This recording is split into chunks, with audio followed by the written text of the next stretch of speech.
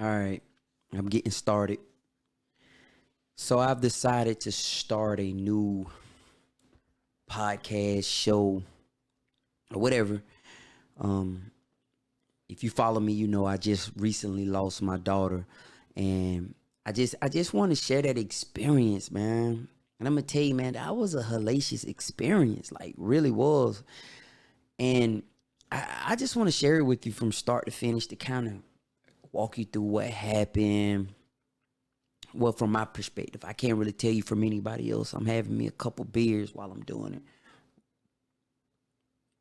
I can't really tell you nobody else's perspective, but I can tell you how it happened from my perspective and what happened. So, my daughter, Keevy is young. My girl, I love that girl. I love that girl. 21 years old, my little buddy. She was murdered. Somebody shot her on the freeway down here in Atlanta. We got these issues with, I believe it's a serial shooter in Atlanta shooting people, but I'm not gonna get off into all that right now. Maybe at another episode. But right now, I just want to talk about the experience, man. The experience was something else. All right. So I mean, it was a regular day. It was a Thursday. I never forget. Me and my daughter, I have two daughters. Me and my daughter was at work. She worked with me. My other daughter worked with me. We were at work, and just a regular day. We got off early. I was getting ready to do something. It was something I was getting ready to do. We were just, we were chilling. And so the deal with I call her Keevy D, so y'all gonna hear me say Keevy D a lot, right? But that's the deal. The deal with Keevy D was, Keevy D was something else. Sometimes she'll wanna, today may be a day she, I talk to her every day. I FaceTime or text her every day, but some days she didn't want to talk. And I just respected that. I just let that be what it was. And she may text me and just let me know everything was cool. We always had this saying, I was always saying, look, I'm just checking in, making sure you straight. And that was that.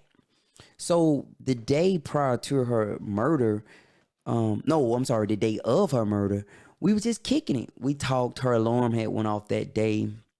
And, we were on the phone with each other. And I was out in where my office at, and she flew home. She was so independent. She just so independent. She big girl. Like, I got it, dad. So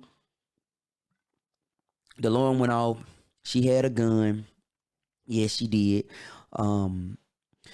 And she grabbed a gun and went home. Checked the house. Nothing was there. She was on FaceTime with me. I couldn't get there fast enough, but so she decided she was going to do it. So she went and did it. Something just happened. It didn't have anything to do with nothing. It just something. The alarm triggered or something, right? So I'm on the phone with her. I'm like, girl, make sure you got that gun ready when you come in the house. It's ready. It's ready. She the big lady. So everything was fine. She left her first job because she was working two jobs, right? So she had two jobs, and she worked at a daycare in the morning time. She woke up every morning, went to the daycare, and then she left there and she had a security job she went to. So she left her daycare job early that day and then went home. I'm on the phone with her. I'm on the phone with the alarm people because the alarm people were calling me because I had bought the alarm. So I don't know if they just used me as a default. I don't know, but I remember telling her, like, I'm on the phone with these alarm people. She like, they call you. I was like, yeah, they called me, but I don't know the passcode to the alarm. So whatever. And she was like, I got it. I got it. I got it. Cool. Go ahead. You got it.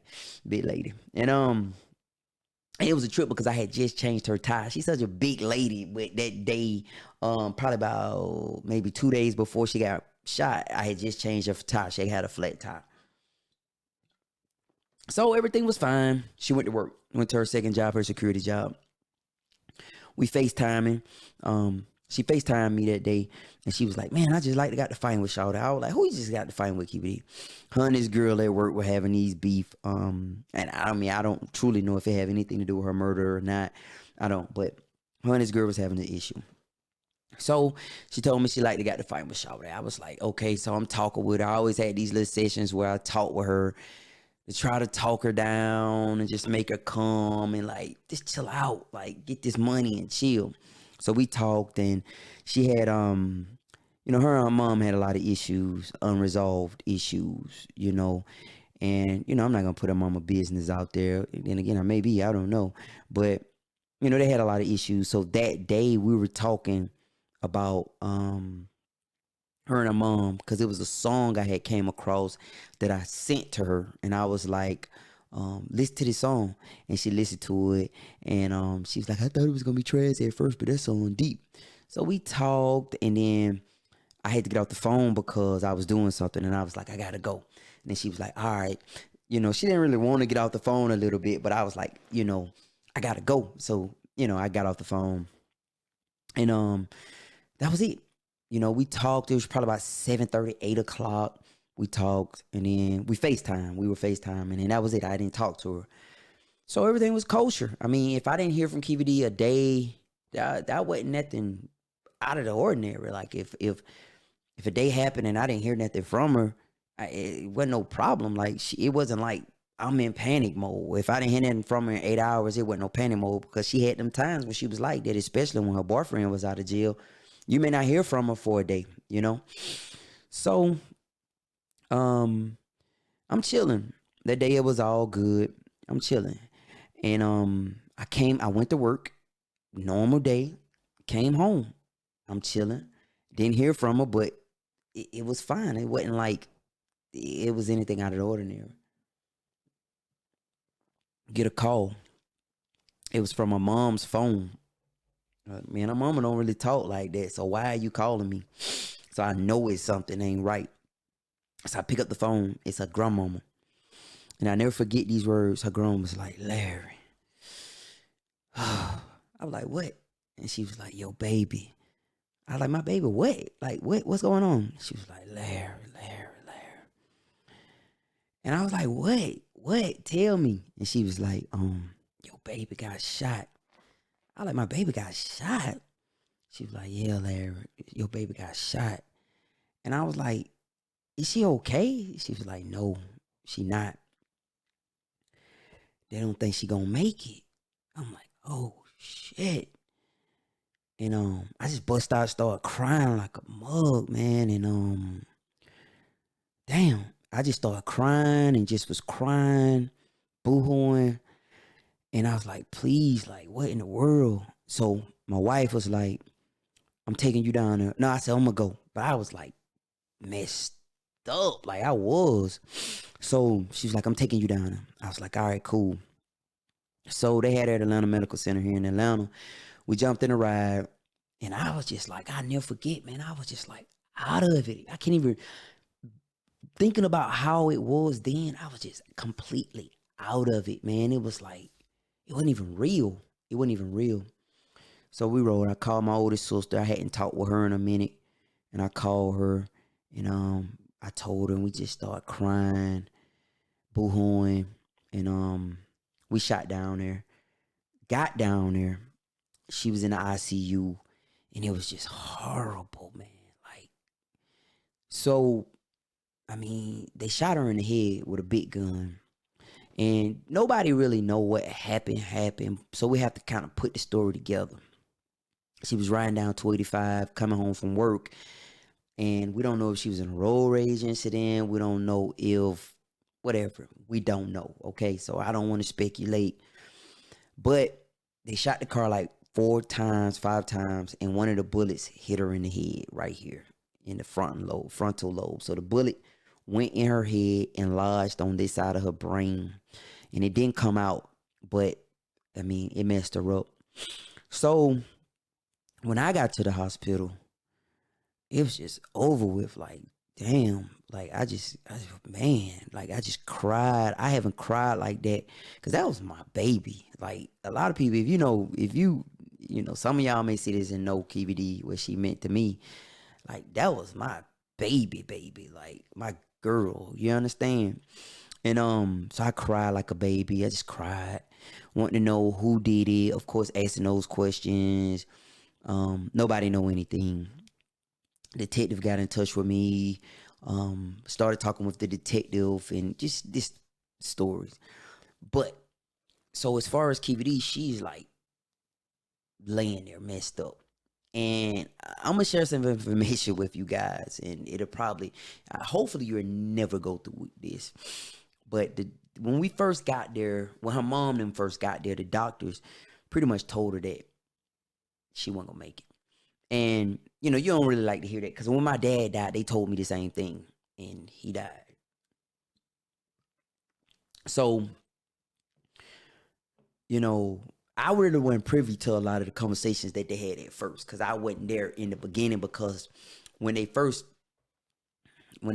got her, they called her grandmama because they had the tag off the car, and then they one way or another they reached her grandmama.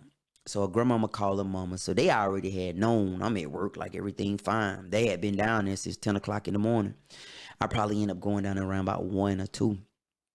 But the doctors told us that she wasn't going to make it. And that's important. And let me tell you why that's important, because that's a hard pill to swallow. And I know we all know God is in control and God is everything. I know we know that, right? But she got shot through her frontal lobe with a big gun.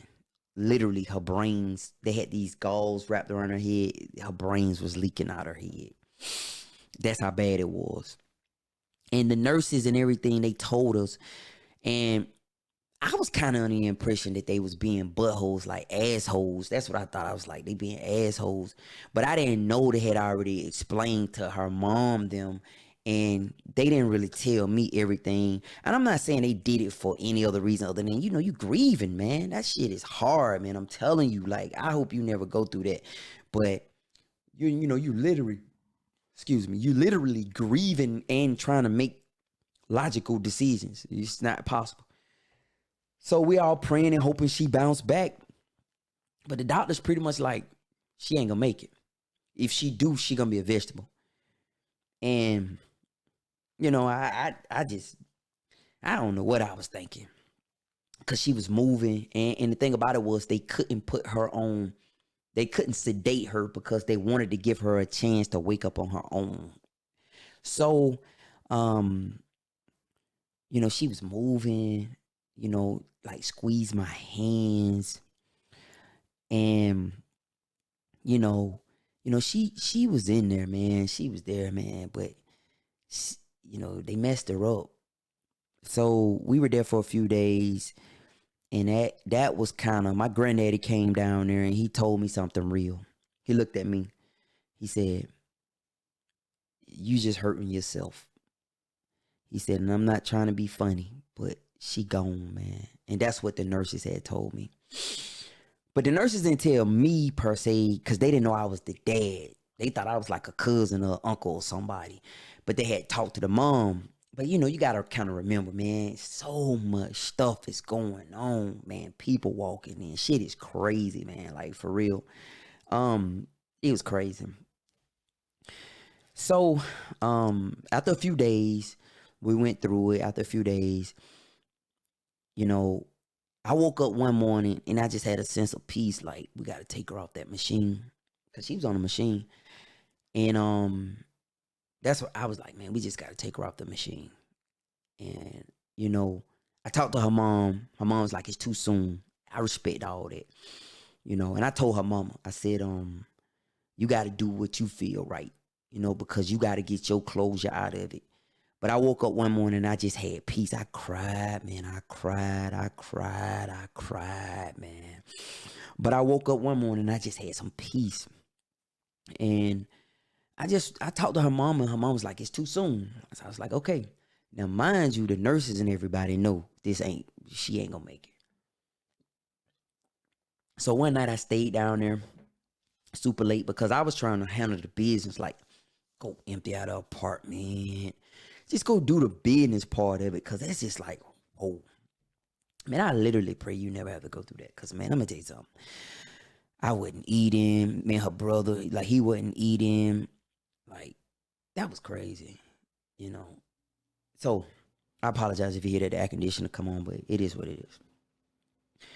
So, we made the decision after a few days to take her off. It took a little while. Her mama was holding on. Her grandmama was holding on. But she wasn't getting any better. So, we talked to a nurse one night, a guy. His name was Hunter. I never forget him. He was dope. He's a dope dude. He was able to relay the message, but seemed like he was, because it was one nurse who told us in the beginning that I thought the lady was an asshole, but she really wasn't. she was just telling the truth, you know? And so that night the guy Hunter came in. He was a dope dude, man. I hope you see this, Hunter, man.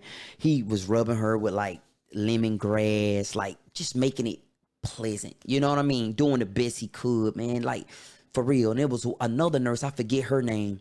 She was super dope. She was like bugging me. Let me buy you something out the vending machine. She was just so chipper. She was like, please, let me buy you some water. I'll get you anything you want. And I just couldn't eat. I was like, I can't eat. It's my daughter laying here. And she was like, you her dad? I was like, yeah. And she was like, oh my God, I didn't know. Nobody knew you were her dad. I said, I've been sitting here crying. Like, so fast forward, they were talking about putting her in a nursing home. And I wasn't going for that. Like I was prepared to do whatever I needed to do, fight whatever to keep my daughter from going to the nursing home, because I used to go to the nursing home and talk to people and sit with people, and I knew, man, that is horrible, like horrible. So I was like, no, she's not going to the nursing home. So the subject of hospice came up, and fortunately, man, like I had already got a little information about hospice and understood what it meant. To be in hospice. You know, if you don't know, hospice is not a place. It's actually a term. When you're officially put in hospice, you know, they'll just give you drugs. You know what I mean? Like you could be comfortable. I'm sorry, checking my phone. It keep going off and cut it off.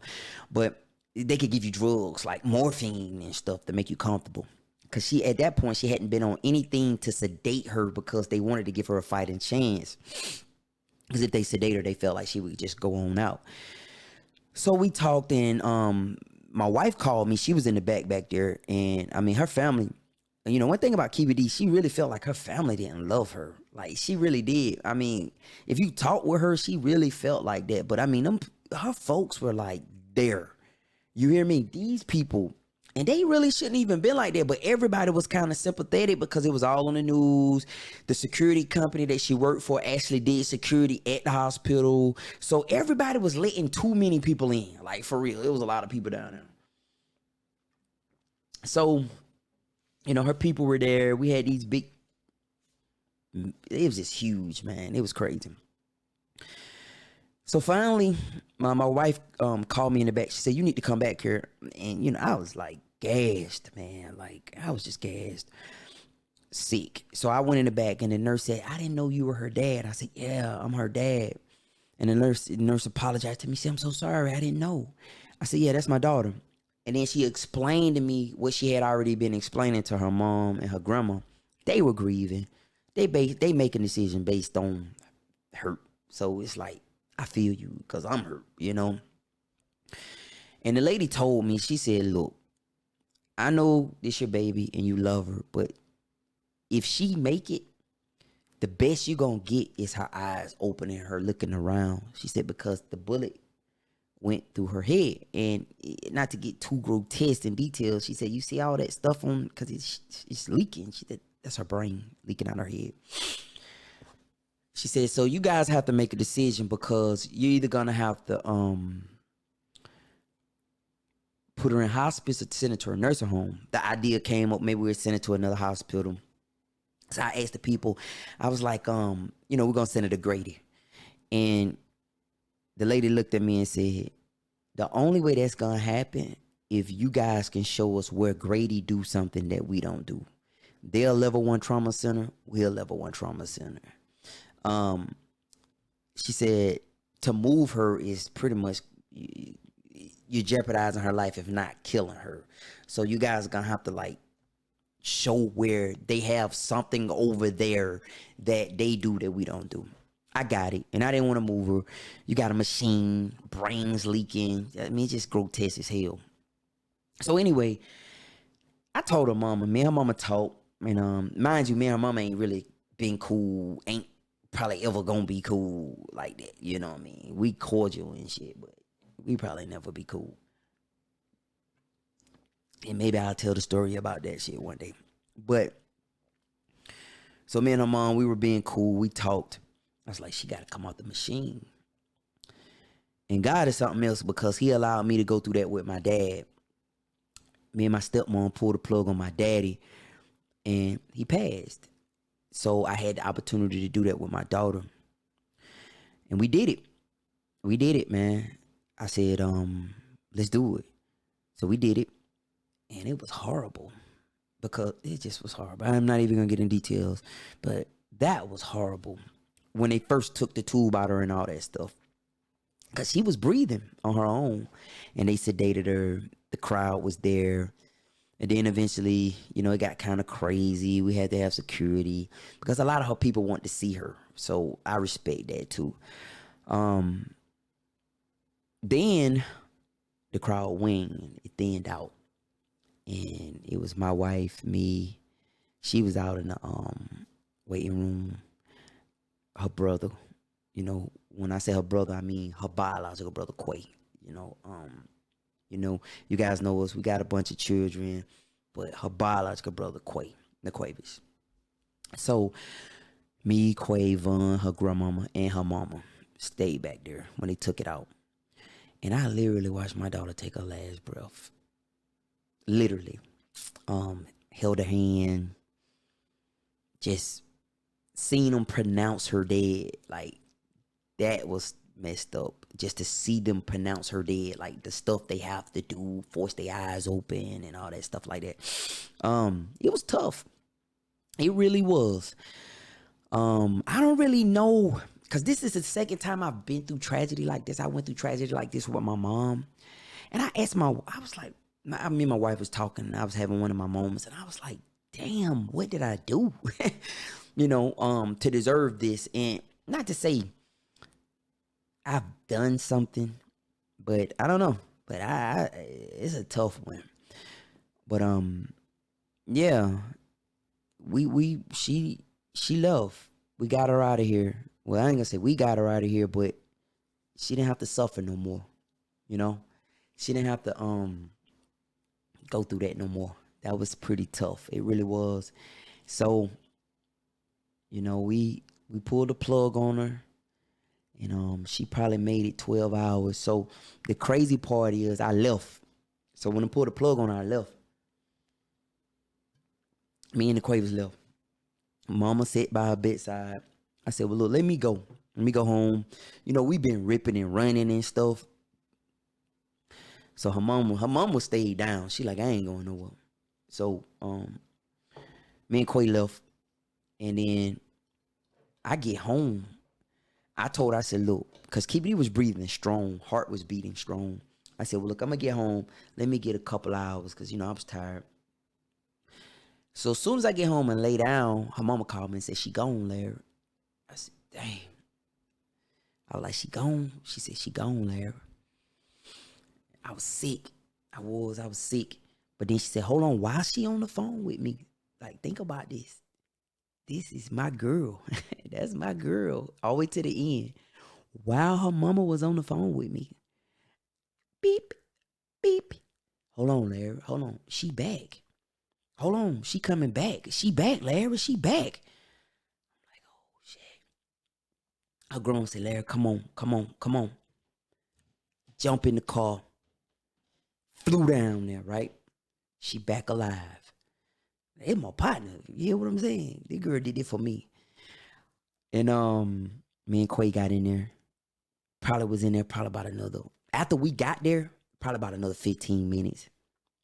She left, But she gave me the chance to see her go. And they helped me. They did. Because I know she was at peace. And I didn't have to worry. But we don't know who killed her yet. And that's another part of this that I'm going to do. That's why you see the justice for Keevy, the justice for Keevy, everything. But that part is dealt with. I didn't have to worry about if she was in a ditch. I didn't have to worry about if she was raped. I didn't have to worry about if she missing. And I really sympathize with parents who are going through that right now. I really do. They don't know where their child is at. They don't. Praise the Lord. You don't have to go through that, y'all. For real. If you don't have to go through that, praise God. And then she left. And then Keevy was gone. Just like that. I love her with everything in me. Actually, today I finally I emptied our apartment, and I was able to her boyfriend, because regardless of what anybody felt about him, she loved him. I was able to give his mom his stuff because he's incarcerated right now, And I told my daughter, Mia, when I was together, I said, Mia, sometimes you just do the right thing because that's what it is to do. Not because you necessarily want to or you feel like, but sometimes that's just the right thing to do. And that's what we did. We sat there and gave bruh Keevy stuff. I mean, not Keevy stuff, his stuff out of Keevy place. That was his stuff. And she loved him. Because I found notes and letters she was writing, trying to help get him out of jail and all that. Yeah. So she loved the guy. So who am I? You know what I mean? To judge that situation. But anyway, not to go on, I just want to share this. This gonna be YouTube only content. I just want to put it up here. You guys follow along. Try not to talk you to death, bore you to death, but some of you guys really follow what's been going on, and I just want to share it with you what happened with Keevy. She was shot in the head on 285, and we had to put a plug on him. And truthfully, to be totally honest, the days that we had, they were a blessing, but they really was like torture because the nurses and doctors told us, neurologists didn't even want to look at her because he was like, man, look, she got a big bullet going through her frontal lobe. And we had to accept that. All right. So I appreciate you guys for watching. Like, share, comment. Let me know. I'll engage with you. I don't have that many subscribers. If you haven't subscribed, please subscribe. Like, subscribe to my channel. Put on some notifications. Help me out. I will be doing these videos frequently because this is part of my therapy to help. And I hope it helps somebody. I really do. Because losing a child is some tough stuff. It really is. It is. That's like, I thought losing my mom was hard, but losing my daughter was harder. It really was. I lost my dad, I lost my mom. But you only got one or two choices. Live or die. Move forward, stay stagnant. But what am I going to do? So I got to keep going. All right, man, it's Larry. I appreciate you guys for watching. I'm going to talk to you next time. Peace.